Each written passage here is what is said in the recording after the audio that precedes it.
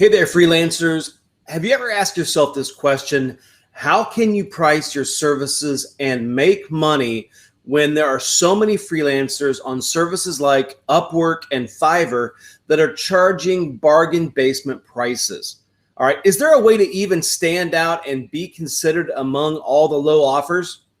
Listen, stick with me today. I'm going to show you how to get the price you want for the design services that you offer. Okay. Hey there. My name's Matt Casner with Freelance on Fire, where I teach designers how to find great clients and take control of their income potential by setting up a solid business foundation.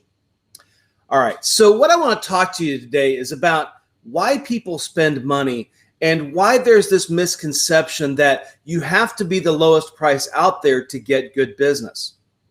All right. I think that we all have this understanding that every client is always looking for the cheapest or the best deal in terms of where to invest their money to solve a problem. Well, here's the deal, guys. When you work with clients, there's really one thing on their mind. And the first thing is not price, okay? The first thing that they are interested in is getting a solution to their problem, all right? Now, they realize that's going to cost money. And then you have different clients who would maybe view the search for a solution in a little bit different way. There are going to be some clients who are going to look for the bargain basement price, because in their mind, they're thinking if they can check the box off, the problem's going to go away. And so therefore, in order to check the box off and make the problem go away, I need to find a solution, and I don't want to spend a lot of money, so I'm going to find the best price out there. Well, here's the thing. They're going to do that, and they're going to spend their money, and they're going to check their box, but here's what's not going to happen. The problem is not going to go away. It's going to keep nagging them, and it's going to give them the sense that they've accomplished something in the short term and maybe feel like they've gotten a good deal, but they still have to deal with the ongoing issues that come along with the problem that they're experiencing. All right. Then you have the other client who values the solution and understands that the solution to the problem they have in their business is going to do one of two things. It's either going to save them money or it's going to make them money. And they realize that to get an answer to the problem, they have to fix whatever's broken in their business, okay? And a smart business owner realizes that to fix the problem, you might have to make an investment, all right? And a smart business owner is going to look for the solution that best solves the problem, not necessarily the best price, okay? I want to tell you a little story. When I was in high school, I was shopping for a new vehicle. And this was the first vehicle that actually I was going to be buying on my own. And as a college student, I didn't have a lot of money. And so I was being very cautious and shopping to get the best deal I could afford. Now, I had some things in mind in terms of things that I wanted, but realized that I only had so much money to spend. And so I was looking to spend my money in the best way possible. I did some shopping and I found the truck that I absolutely fell in love with. And surprisingly enough, this truck came in under my budget.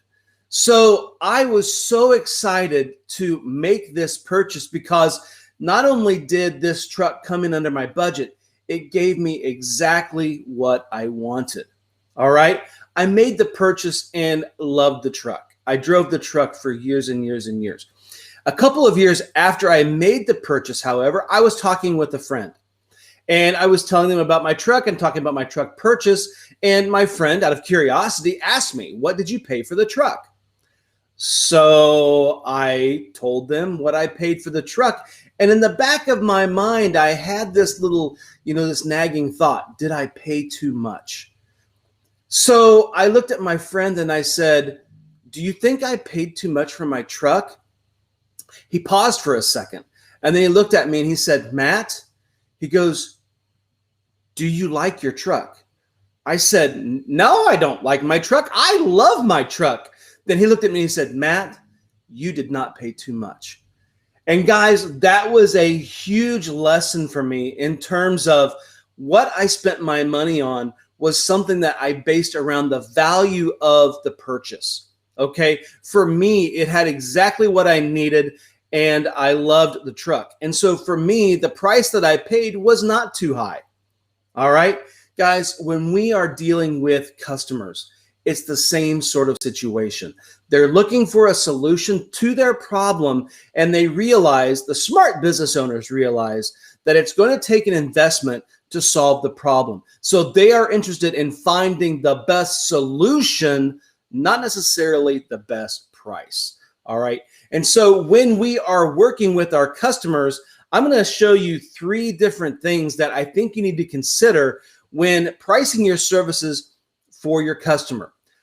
Tip number 1, know your customer and the potential outcomes of their buying decision. In other words, you need to know the why of their buying decision.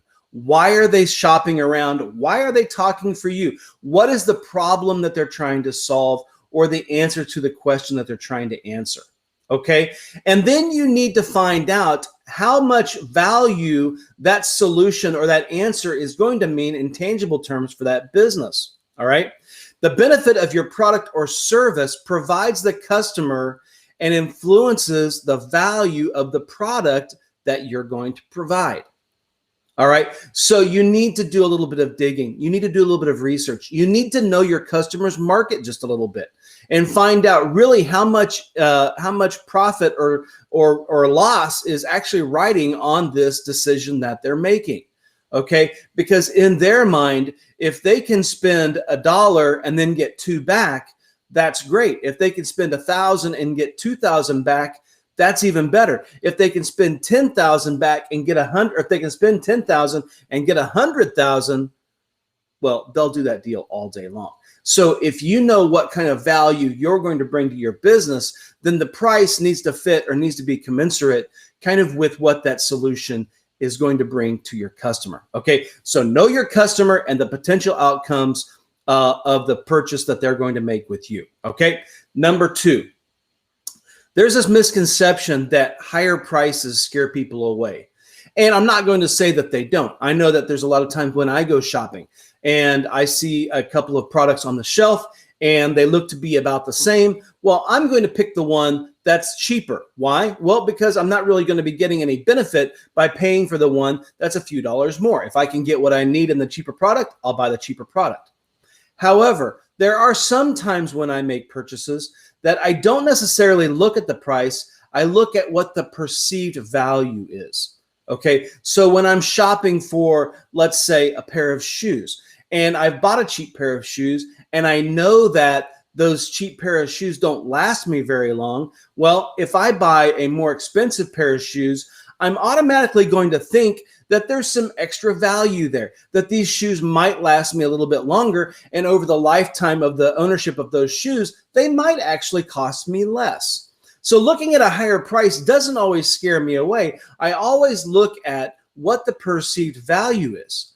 Now, here's another thing. When people pay more for a product or services, they tend to be more responsive.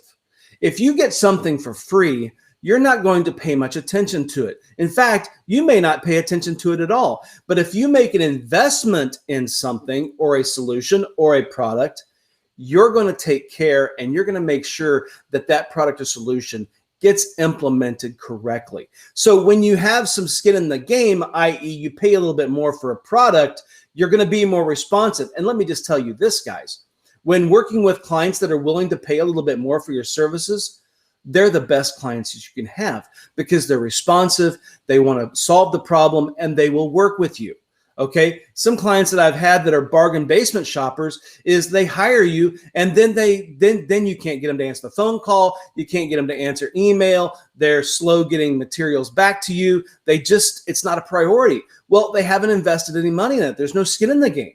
All right, so a higher price means that people are going to perceive and they're going to treat you differently because of what they're paying for the service or product that you're offering. Okay, now tip number 3 is when you start your price at the top, you give yourself an excellent position to be in. Because listen, you can always come down. All right. You can negotiate. You can always have a conversation with the client, and you can always help them come down to a price that they can afford. Now, I'm not asking you to give away any services, but I am saying that when you start with a higher price and you are able to come down for that customer to a price that they can't afford, the customer feels like they're getting a good deal. The one thing that you can't do, my friend, is start with a low price and never expect to charge more. They'll walk you right out the door and they'll go find somebody else. So by starting with a higher price, it puts you in the driver's seat and allows you more control and allows you to work with the client to come up with a solution that only meets their need but is affordable. All right. So the 3 tips that I have for setting up a value-based pricing structure for your business is number 1, know your customer and the potential outcome or the benefit that they're going to get by hiring you and your solution. Number 2, understand that higher prices lead to higher perceived value, which comes with respect and attention. All right. And number 3, start with your price at the top so that you're in the driver's seat and you can control the game from there. Guys, I hope this is helpful for you. When I learned the power of value-based pricing, it was a game changer for me and my business, and I hope it will be for you too. If you have any questions, I'd love to hear them. Drop me a comment down below. I'd encourage you to like this video, and I would like to invite you, if you want more information about creating a profitable freelance business, I want you to check out my freelance blueprint. It's at freelanceonfire.com/blueprint. Guys, thanks for joining me today. I hope you have a fantastic day, and I wish you well in your business. Bye for now.